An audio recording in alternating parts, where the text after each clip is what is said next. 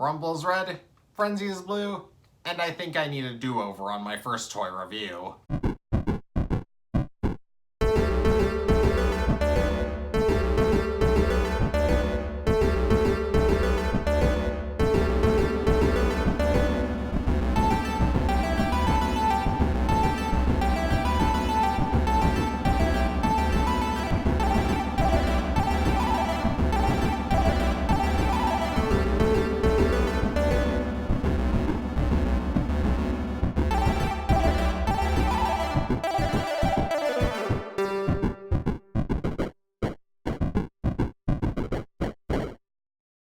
Now you're probably wondering why I'm reviewing Hebitsukai Voyager again. Well, there's a pretty good reason.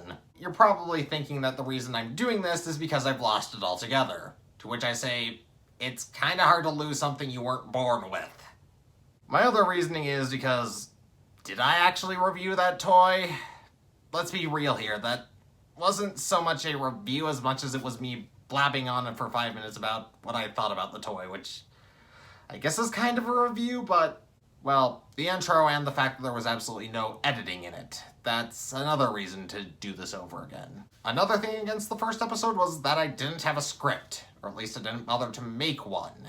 And really, last week's episode proved to me that my episodes are better when I have them scripted than when they aren't.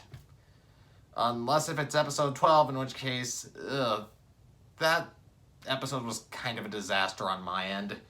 There were a bunch of gags I wanted to put into episode 12 that didn't make it into the final cut, and overall it was kind of a mess in my mind.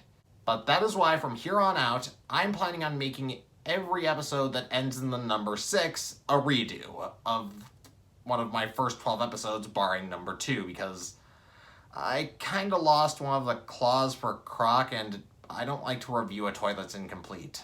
Why only episodes ending in the number 6? If I don't space out the time between the remakes of the old reviews and the new reviews, it's gonna feel a bit redundant. That, and if I did them on episode 5, then I might miss out on anniversary episodes that could be devoted to more creative ideas. Then again, the idea behind episode 24 was a little unique, so I don't know. And there's also the superficial fact that I didn't make a single joke about Homestuck in any of those reviews. But since I have no desire to take away Jobby the Hong's status as the cringiest toy critic on YouTube, I'm just going to leave it to the robot form of Hebitsukai Voyager kind of reminds me of the crab Lucis from Homestuck. I think the only reason the old Cobra Commander here reminds me of Crab Dad is because, well, he's mostly gray, and maybe the fact that he's got freaky hands? He's also got a surprising amount of articulation for what amounts to a Scramble City combiner limb. I mean, just look, he's got really nice shoulders, a elbow bend, and just listen to these ratchets in the knees. And less so in the ankles. And for whatever reason, you can pull off his hips, and now it looks like one of the Fresno Nightcrawlers. You can also pull off his legs, and bam, you're ready to start faking a Fresno Nightcrawler sighting. And because I doubt many of you have seen a Fresno Nightcrawler, or what is supposedly a Fresno Nightcrawler, the portal is here to help me show you.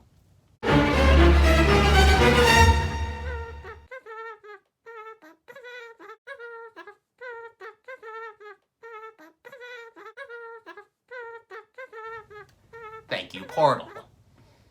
Now, as I'm sure you all know, the Hebitsukai Voyager was piloted by Naga Ray, who took orders from the man with the most annoying catchphrase in Sentai.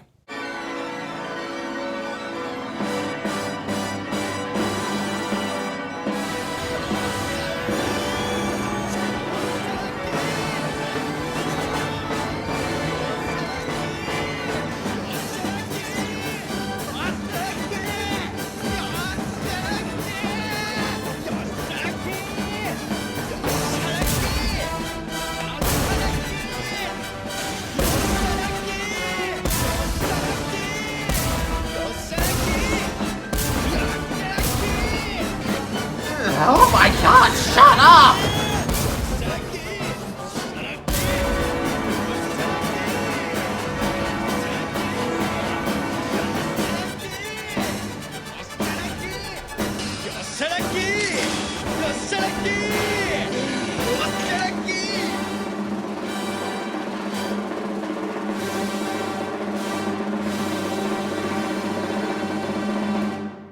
Is he done yet? I'm taking my headphones off. I think he's done now. Nope, nope, nope, nope, nope, nope, nope, nope, nope, nope, nope, nope, nope. This is it, that's it, no! Now, of course, Solid Snake here doesn't do much on his own, but that's where we bring in the sound and light box that is Kyurano. Now, all we need to do is pull off one of Kyurano's arms, yeet it to the side, then old Solid Snake here just folds up into a giant old snake head with his legs forming in the bottom jaw, and we just plug it in, and one Kyutama swivel later, we've got a giant snake arm. And seeing how this is a Sentai mecha, it doesn't really pose much apart from the arm raising. And, well, the jaw can open up, though the bottom legs can be pretty hard to get to move in sync with each other, so, like, it'll look kind of asymmetrical at some points. At least, I think it kind of does sometimes. Speaking of asymmetry, almost none of the Voyagers in Kyuranger are symmetrical, except for Chameleon here. Conversion to leg mode, conversely, is a bit messy. It just involves folding up the legs like so to form some kind of pointed camel hoof, and it leaves the arms hanging out the back. I mean, if you want, you can combine them so they're not flailing around all weird, but that's not how the instructions want you to do it. But since Kyurano is such a brick anyway, I don't think Hebitsukai Voyager's arms flopping around is going to be much of a problem anyway. Now, unfortunately, like most Sentai mecha that comprise a limb or something that are sold separately from like the main box set, you don't really get much playability with Hebitsukai Voyager. I mean, if you're a Kyuranger completionist, then you're gonna have to go for him, no competition, but at least you'll know that when you purchase him, he's going to be of a decent quality, and he can do a lot of stuff on his own without the help of the other mech. So, with that being said, this is Fireby27, over and out.